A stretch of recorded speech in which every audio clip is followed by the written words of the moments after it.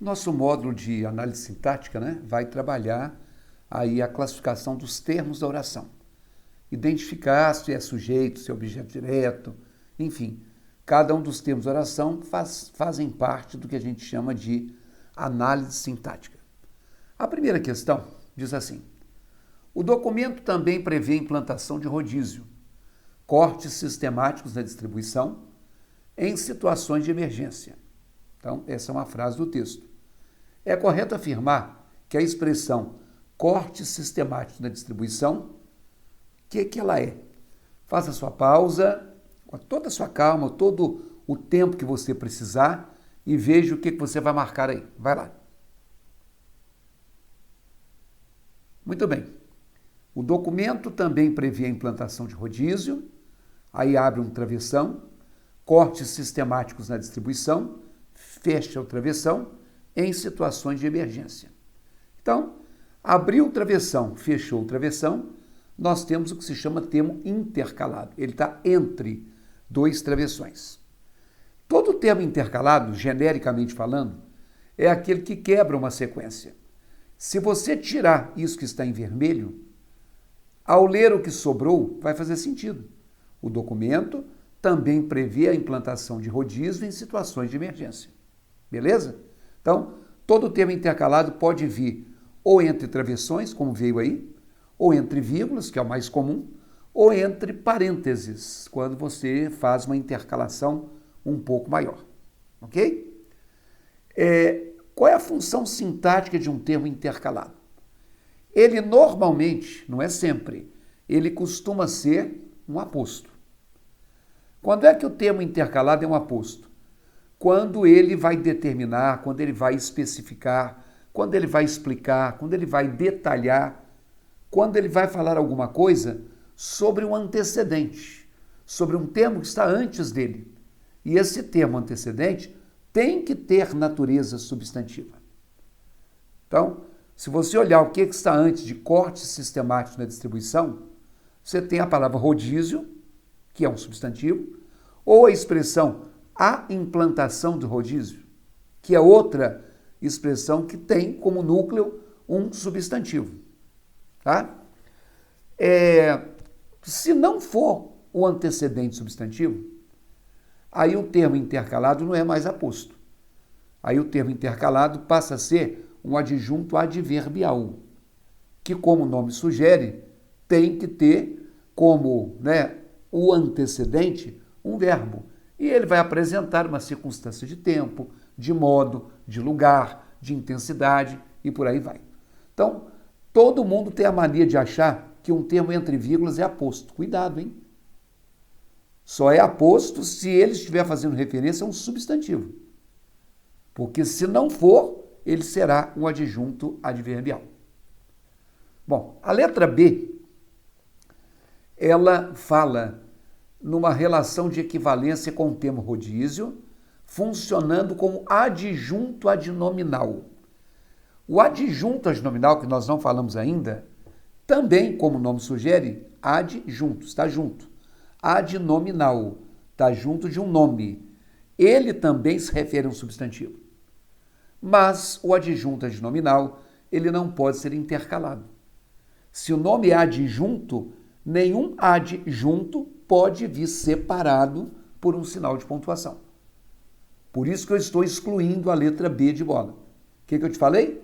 Que o termo intercalado ou é aposto ou é adjunto adverbial. Adjunto adnominal? Não. Quando eu digo as enfermeiras do sétimo andar são excelentes, do sétimo andar é uma expressão que está ligada ao substantivo enfermeira. Logo, ele se refere ao nome. E é um adjunto adnominal e não um aposto, porque não está separado por vírgula. A letra A fala de aposto explicativo e o nome aposto explicativo, como o nome sugere, ele explica alguma coisa. E tem um detalhe, hein? Todo aposto explicativo é um termo intercalado. A letra A está me parecendo boa. Já falei que o aposto explicativo ele tem que explicar alguma coisa sobre o substantivo antecedente. Muito bem. Se eu digo assim, o ofurô, espécie de banheira térmica, está em todas as suítes do hotel. Veja que isso que está em verde, se eu tirar, o que sobrar vai fazer sentido. O ofurô está em todas as suítes do hotel. Faz sentido. Então, o termo intercalado está bem pontuado. O que é uma espécie de banheira térmica? O ofurô. Então, esse termo é um aposto explicativo, porque está explicando o significado do substantivo ofurô. A letra C fala de aposto enumerativo e diz que não estabelece relação de equivalência com o termo. Bom, primeiro, enumerar é fazer uma lista. Então, todo aposto enumerativo tem que ter uma enumeração. A, B, C, D, E. E, normalmente, um aposto enumerativo, ele vem depois de 2 pontos. Isso é uma marca do aposto enumerativo. Olha lá. Saiu e comprou material. 2 pontos. Caderno, canetas, lápis e livros. Essa enumeração, 1, cadernos, 2, canetas, 3, lápis, 4, livros, representa o aposto enumerativo que faz uma enumeração sobre a palavra material. Qual é o material? Caderno, caneta, lápis e livros. Material é substantivo. Então, o aposto explicativo é intercalado e o aposto enumerativo vem depois de 2 pontos. Na letra D, fala-se de aposto especificativo.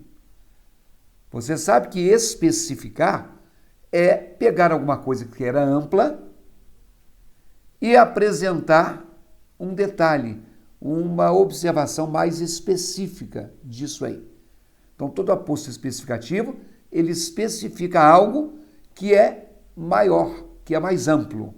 E um detalhe, esse aposto pode não vir separado por sinal de pontuação. Ué, professor, como assim? Tira isso que está em verde. A dupla vai se separar, segundo dizem. Dupla, uma palavra genérica. Qual dupla?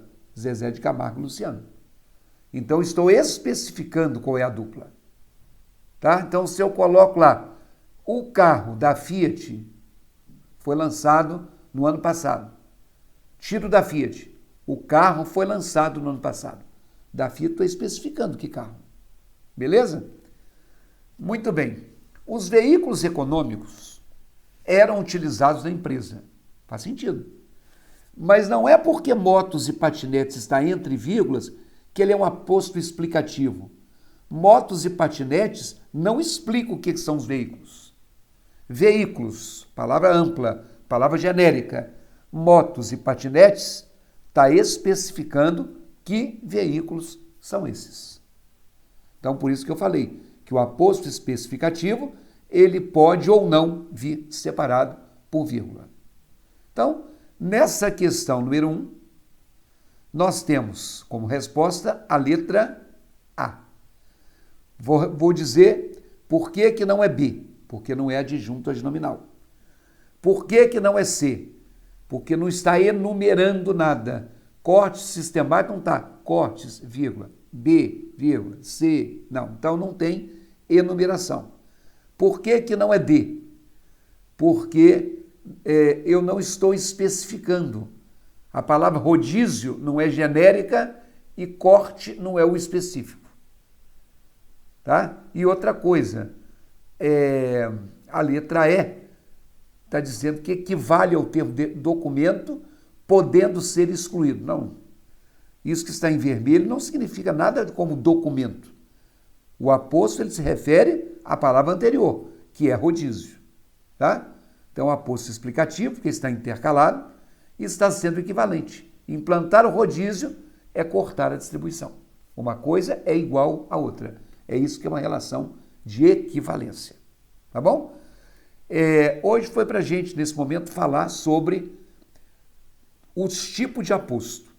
E, sobretudo, para te lembrar que aposto tem uma dica. De um modo geral, 99% das vezes, ele é separado por um sinal de pontuação. Tá bom? Até a questão 2.